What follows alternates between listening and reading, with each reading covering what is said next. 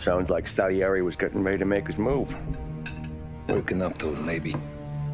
But then, Prohibition ended. And the bootlegging business got knocked on its ass. Oh, that fighting over booze meant next to nothing. It took us a few years to recover. But when we did bounce back, boy, it was something.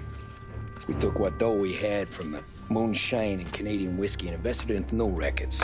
Some of them even legal. Construction, restaurants, trucking, gambling. We branched out into everything, except peddling dope. By 35, things were looking up.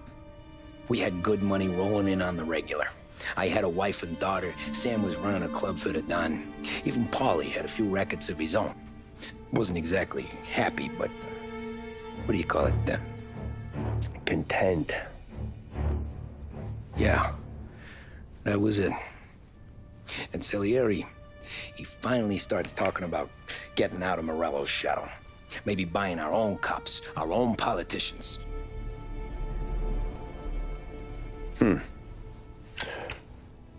That's interesting. You think Salieri was sourcing highbinders in 34? Maybe. Why? Well, a few years back, the Vice Squad got a judge on solicitation of a minor. Once in the box, he started confessing all sorts of misbehaving, trying to get a deal. But he copped to taking kickbacks from Morello and your man Salieri. Playing them off one another, trying to goose the take. But once Morello found out, he threatened to bury the judge's kids on the beach. Still breathing, of course. Christ. That was the missing piece. How's that? Morello was always winding us up. But he never did anything that might start an all-out war. Learning Salieri was building his own bench must have finally tipped his scales. Because in 35, he hit us with both barrels.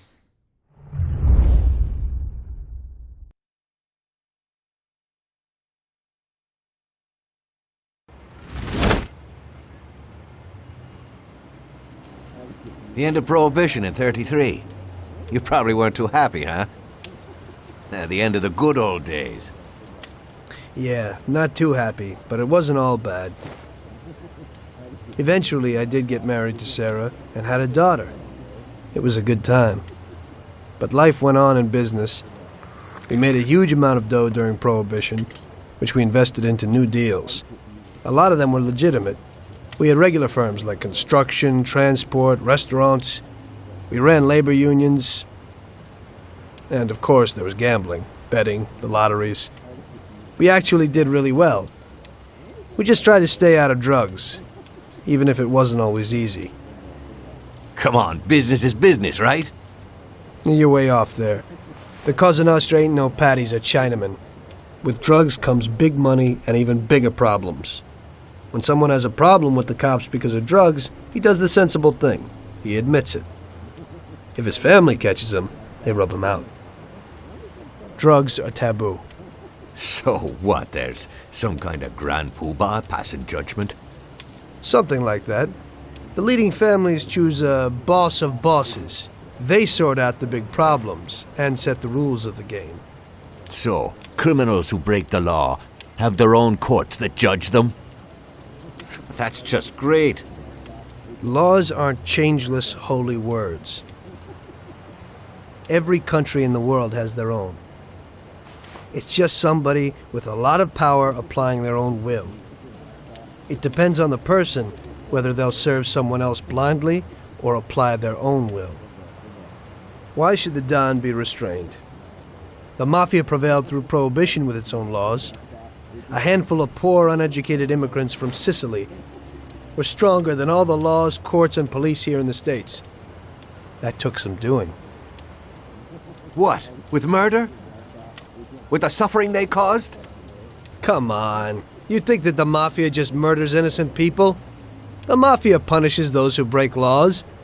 And the majority of your laws, too. Unfortunately, we can't put anyone in jail or fine them. Everybody who comes and works for us knows what to expect if he breaks the rules. People lie and steal, and there are lots of criminals here who get unbelievable pleasure when they steal from the mob, as well as the mafiosos who get pleasure from cheating the state. And what about all the payoffs, robberies and raids, huh? Hey, the cops ain't no saints neither.